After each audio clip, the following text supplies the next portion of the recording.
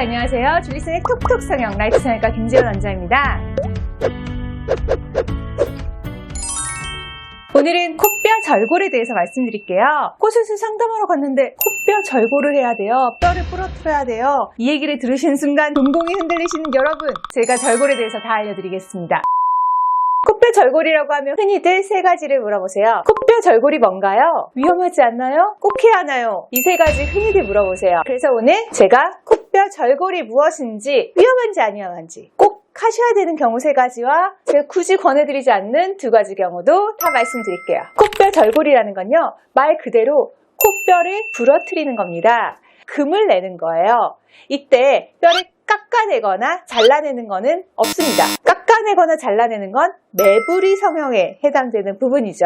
이때 코뼈를 골절시켜서 이동할 수 있는 범위를 만든 다음에 원하는 만큼 원하는 위치에 이동시켜 드리는 게 절골술이에요.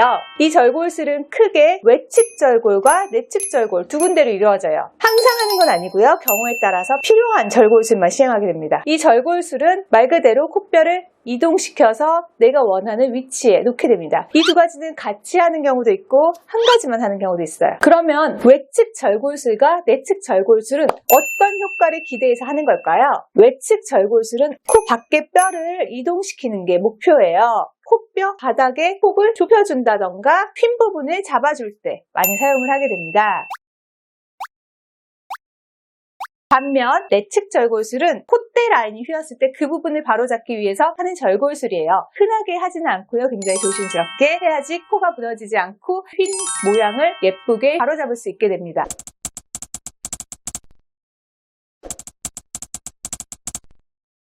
하지만 가장 흔하게 하는 것은 바깥쪽 외측 절골술이라서요. 일반적으로 절골술 하면 외측 절골술이라고 생각하시면 됩니다. 외측 절골술, 그러면 위험한 수술일까요? 전에는 절골술은 많이 시행을 안 하다 보니까 수면 마취는 거의 안 하고 전신 마취 때 많이 했어요. 하지만 수면 마취 때 하는 병원들이 훨씬 더 많이 늘어나고 있습니다. 절골술 자체는 저희가 뼈를 잘라내거나 완전히 부러뜨리는 것이 아니라 이동할 수 있을 만큼 금을 내는 거기 때문에요. 위험한 수술은 아니에요. 단지 수면 마취가 좀 얕을 경우에는 뼈를 두드리는 그 느낌이 굉장히 불쾌하실 수 있어요. 그래서 조금 더 깊게 수면 마취를 일시적으로 해드리는 경우가 많습니다. 굳이 전신 마취가 필요한 수술은 아니에요. 당연히 위험한 수술도 아니고요. 그러면 외측 절골술이 추천되는 경우 세 가지 무엇일까요? 첫 번째, 우리가 제일 흔하게 아는 부분이에요. 매부리를 깎고 나면 천장이 조금 노출되게 돼요.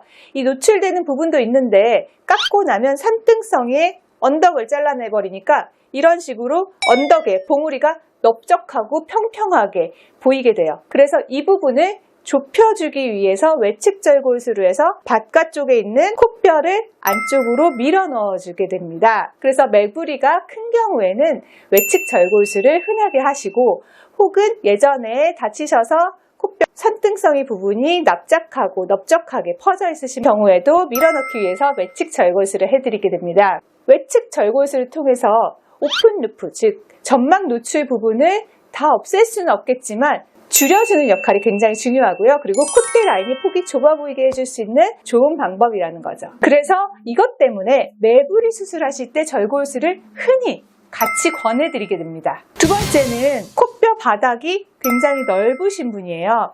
저희가 흔하게 말씀드리는 걸로 콧볼과 코뼈 바닥은 삼각형을 이루셔야 돼요.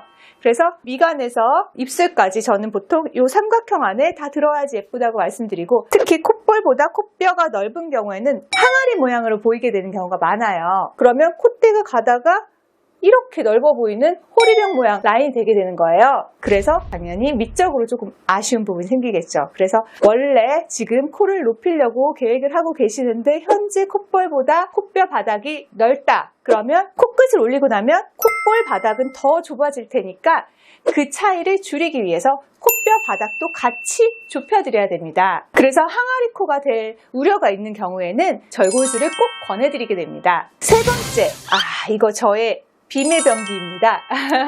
언제냐면요, 코뼈 절골은 무보형물 코성형을 할 때 굉장히 모양을 잘 잡아줘요. 무보형물 코성형이라는 거는 기본적으로 높이를 많이 만들어 드릴 수가 없는 수술이에요. 높이가 많이 올라가지 않으면 아무래도 코 수술을 했는데도 불구하고 입체감이 떨어질 수밖에 없어요. 이때 입체감을 살려주기 위해서 절골술을 하게 됩니다. 절골술을 하게 되면 이렇게 있는 코뼈가 안쪽으로 들어오면서 얼굴 바닥과 코뼈의 각도가 가파라져요. 그러면 어떻게 되느냐? 외부의 빛을 받았을 때 이 각도가 가파르기 때문에 그늘이 많이 지게 돼요. 즉 쉐이딩을 한 것 같은 효과가 생겨서 입체감이 좀 더 좋아지는 거죠. 그래서 무보형물 코 성형을 하시는 경우에는 코 높이가 많이 높아질 수 없기 때문에 높이가 많이 높아지지 않으면서도 입체감이 생길 수 있도록 슬림해 보이게 하기 위해서 코뼈 절골술을 같이 권해드립니다. 그러면 코뼈 절골술을 제가 권해드리지 않는 경우는 어떤 경우일까요? 우선 첫 번째는 기능입니다. 현재 코 수술을 하지 않은 상태에서도 코막힘이 굉장히 심하시다면 코뼈 절골술을 굳이 권해드리지 않아요. 미적으로 아쉬울 수 있지만 권해드리지 않아요. 왜냐? 생각해보세요. 대부분의 코뼈 절골술은 안쪽으로 밀어 넣어주는 수술이에요. 그러다 보면 코 안에 절대적인 공간이 줄어들 수밖에 없습니다. 당연히 코가 더 막히실 수밖에 없어요. 물론 기존에 코막힘이 거의 없으시거나 별로 없으셨던 분들은 다른 비염 수술이나 어떤 교정을 통해서 그런 부분들을 상충시킬 수 있겠지만 현재 수술하지 않았음에도 불구하고 코막힘이 굉장히 심하시다면 당연히 공간 자체가 줄어드는데 코막힘은 조금 더 심하게 느껴지실 거예요. 그래서 이런 경우에는 기능적인 부분을 위해서 좀 아쉽지만 코뼈 절골은 안 하시는 거를 권해드려요. 두 번째, 얼굴 폭이 넓으신 경우에요. 코는 얼굴의 중앙이고 중심이다 보니까 굉장히 눈길을 많이 끄는 부분이에요. 잘 보이는데 코는 예쁜데 얼굴과 따로 논다면 안 되겠죠. 모든 거는 조화가 돼야 돼요. 밸런스가 맞아야 되는데 얼굴은 폭이 넓은데 코는 좁다. 그러면 당연히 전체적인 이미지는 좋지 않습니다. 아쉬울 수밖에 없어요. 대개의 경우 코의 폭은 얼굴 폭의 4분의 1 내지 5분의 1 정도로 얘기를 해요.